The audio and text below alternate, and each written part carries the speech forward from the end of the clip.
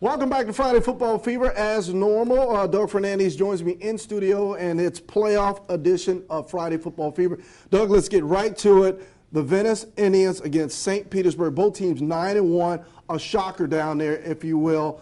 Walk me through this one. It was a shocking game because I think not a lot of people gave St. Pete a lot of credit. Pinellas football sometimes gets the short stick. They think that's not the same kind of football that's played down here. That was sorely mistaken. First two series, 2 touchdowns. Venice was immediately down on its heels, 14-0, and you could really sense the panic on the sideline. You could sense the panic in the stands. We talked about it before the break, that Venice has come up small in the playoffs before. St. Pete had these guys scouted tremendously. The Indians rely on Trey Burton. Trey Burton accounted for 3 of their touchdowns off. There were only 3 scores, but at halftime they only had 50 yards. This is a defense that allowed only an average of 119 rushing yards a game this season. St. Pete torched them for 260. Venice had scored 30 or more points their last 8 games. Didn't do it today. Very, very disheartening loss. Really shocking. As you alluded to earlier, Coach Peacock did not want to talk to the media. And a horrible, horrible way for Trey Burton's senior season to come to an end like this. Yeah, unbelievable stuff right there. 2007 being the last time Venice lost in the first round of the playoffs, then to Cape Coral. Moving on to, on a positive note, the ODA, the Outdoor Academy Thunder.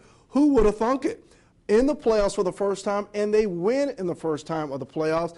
Everyone's got to have an opinion about that. Give me your thoughts on that. It's unbelievable. I have not seen ODA play, and it's amazing. In this area, everybody sort of focuses on Venice, Manatee, Southeast, and these smaller schools with the smaller program can come up and bite somebody.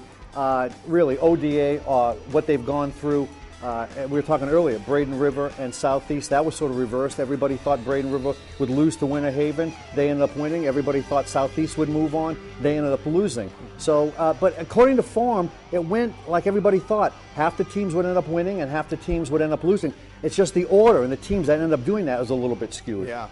So here you have ODA moving on. As Coach Brett Timmons found out in our interview, he will have a rematch against Evangelical Christian next Friday in the second round of the playoffs. As you said, we got 4 teams remain, 4 teams out. 2 games came down to the wire. Overtime, Southeast losing in a thriller to Lake Wells by 3, and you have Braden River winning by 3 in the extra period. Just to sum up the season here, Fern, I mean, you've been around football for quite some time. Really quick.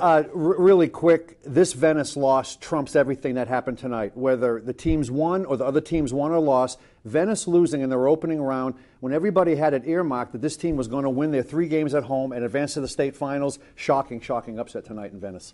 All right, there he is. He's Doug Fernandes. I'm Antawan Smith. 4 teams out, 4 teams remain to play on Thanksgiving weekend. That'll do it for us. We'll be back once again. More news and weather coming up after the break.